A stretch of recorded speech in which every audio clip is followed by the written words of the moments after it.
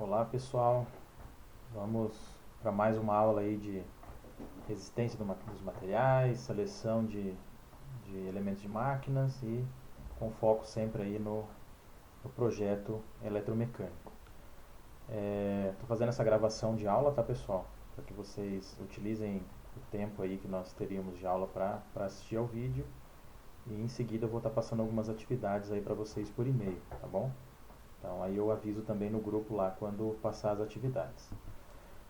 Falamos já, pessoal, de tensões normais e as tensões de flexão, torção e, como já havia anunciado na última aula, faltaria o cisalhamento. Tá? Nós já falamos sobre o cisalhamento e agora eu vou demonstrar aqui novamente, né, os conceitos básicos, mas já aplicando para alguns exercícios aí, como se fosse, né, um problema aí para seleção de elemento de máquina de fixação, tá bom? Então nós faremos 3 exercícios básicos aqui para depois a gente se aprofundar no tema. Relembrando lá, pessoal, cisalhamento é aquele esforço que tende a causar uma ruptura no material, tende a causar um corte, né, considerando ali uma seção do material. Então, como a gente analisar aqui nesse corte simples, eu tenho duas forças atuantes, nesse caso aqui seriam duas chapas que estão sendo unidas por um rebite. Esse rebite ele vai estar sofrendo um esforço que tende a cortá-lo aqui. Por isso que a gente chama de força cortante, que é o que vem aqui na forma.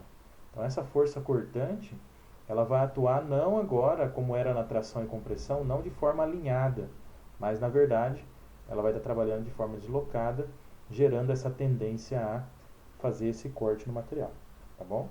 Que é o que está representado aqui embaixo. Quando nós temos o corte duplo, nós temos um esforço sendo dividido, na verdade, em duas seções. Isso faz com que tenhamos a multiplicação da área por 2 aqui. Então, aqui a tensão, né, letra tal aqui, ó, tensão é igual a F, força cortante, dividido pela área de corte, tá? Como aqui são duas áreas, eu estou dividindo por 2, né? No caso, estou multiplicando a área por 2, dividindo a força por 2. Vamos fazer um exemplo primeiro aqui, pessoal, de uma força cortante simples, tá? Atuante aqui nesse rebite, em que eu tenho essas duas chapas. Nesse momento, não me interessa, pessoal, qual que é a espessura da chapa, tá? Porque o que me interessa, na verdade, é qual que é o diâmetro do rebite para saber se ele vai suportar ou não esse esforço ao qual ele está sendo submetido. Então, lembrando lá, nós temos que a tensão, letra tal aqui, é F sobre A. É a mesma coisa que as formas lá de tensão normal. Só que era a letra sigma, tensão é força sobre área. A área aqui, pessoal, seria a área da seção transversal do parafuso ou do rebite. Essa área, nesse caso aqui, está dizendo que é uma seção circular. Então, seria a área do círculo. A área do círculo, pessoal, como a gente lembra, é π vezes o raio ao quadrado. Então, quando eu multiplico o π, qual que é o raio desse rebite? Se foi dito que o diâmetro dele é de 8 milímetros, então o raio dele é metade. Então eu tenho 4 milímetros de raio, transformando aqui para a unidade de medida metro, eu tenho 0,004 ao quadrado.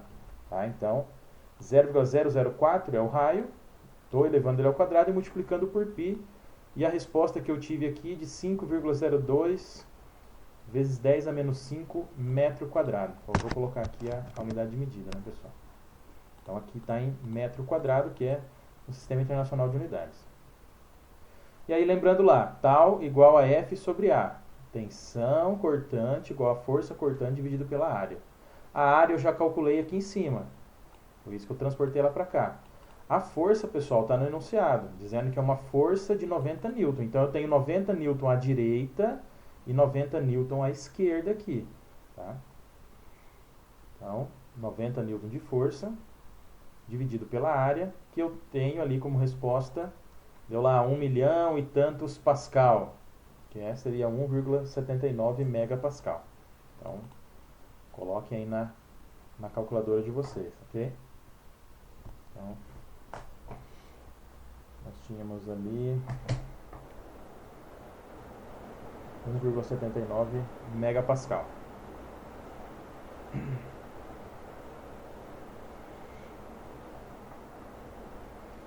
Esse exercício, pessoal, ele já se configura como um cisalhamento duplo, né?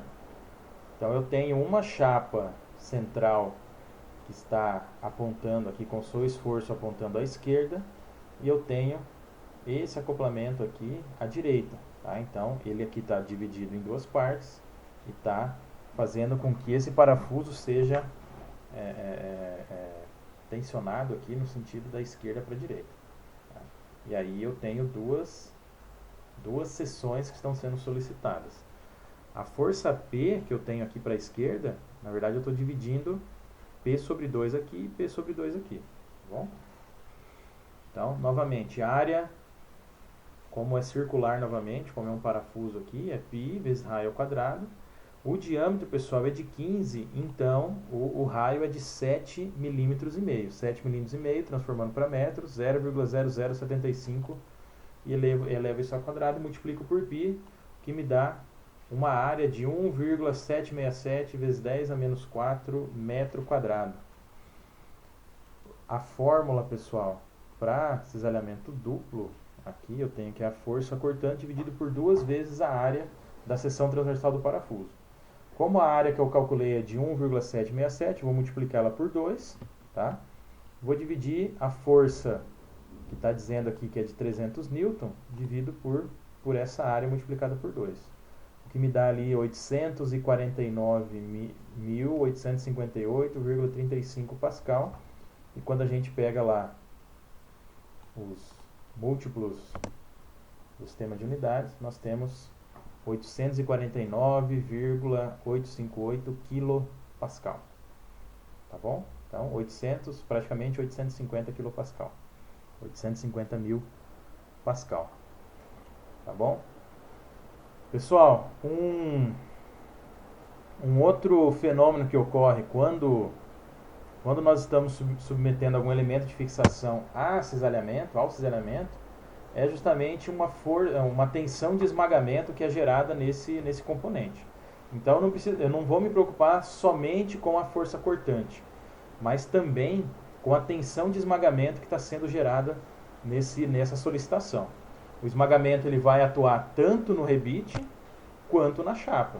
E eu preciso conhecer os materiais, né, que eu estou utilizando ali tanto para a chapa como para o elemento de fixação, nesse caso aqui um rebite, para saber se eles vão suportar também essa tensão de esmagamento. Tensão de esmagamento, pessoal, a gente retorna lá para a compressão, para a tração, tá? Principalmente a compressão por conta da forma que isso está atuando. Então, o que vai acontecer? Essas chapas aqui, elas estão sendo puxadas uma para cada lado, com uma determinada força, que nesse caso aqui é de 150 N.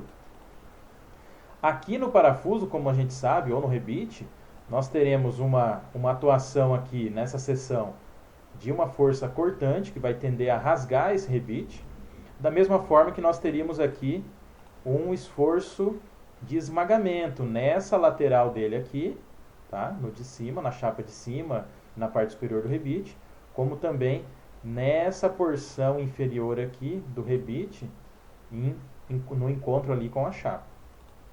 E como que eu calculo uma tensão normal, pessoal? É como era antes lá.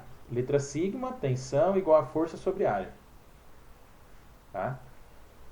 Força sobre área, que área que seria essa? Tá? É a área que eu estou aplicando esse esforço, essa força. Ou seja, seria essa demonstração aqui. Que eu tenho uma determinada altura, e a largura que eu tenho, pessoal, vocês concordam que é a própria largura do rebite? E qual que é a largura de um rebite aqui que tem a seção circular? É o seu próprio diâmetro. Então é como se eu pegasse a largura dele, o diâmetro, e a altura que essa força está agindo é justamente a espessura da chapa. Então eu tenho a espessura da chapa multiplicado pelo diâmetro, performando aí a área dessa área que está sendo atingida por esmagamento. Então essa fórmula de tensão igual a força sobre área, eu transformo ela para tensão igual a força que está sendo aplicada, dividido pela espessura da chapa, multiplicado pelo diâmetro do rebite ou do parafuso. Tá bom? Então a fórmula é essa aqui, força dividido pela espessura multiplicado pelo diâmetro. Aqui no enunciado, senhores, nós temos que a força é de 150, o diâmetro de 12 e a espessura de cada chapa é de 6 milímetros. Então eu vou avaliar o esmagamento aqui e o esmagamento aqui. Vou calcular uma vez só, mas a gente sabe que é o mesmo valor. Tá? Então eu teria a força de 150 newtons dividido pela espessura das chapas de 6 milímetros multiplicado pelo diâmetro do rebite, que é de 12 milímetros. Isso me dá 2.083.333,3 Pascal, ou 2,083 megapascal. Certo? Eu conseguiria, nesse exercício também, senhores, fazer o cálculo aqui da força cortante, tá bom? Da mesma forma que nós fizemos aqui no primeiro, certo? Bastaria dividir a força pela área, mas agora não a área de esmagamento, mas sim a área da seção transversal, que seria o π multiplicado pelo raio ao quadrado, tá? Que nesse caso aqui nós teríamos o raio de 6 milímetros, né? Porque o diâmetro é 12, seria o raio de 6 milímetros. Tranquilo? Só vou estar passando algumas atividades para vocês realizarem, tá? Para a gente complementar aí a nossa aula, ok? Passarei também alguns materiais no e-mail de vocês e o link para o acesso. Um abraço.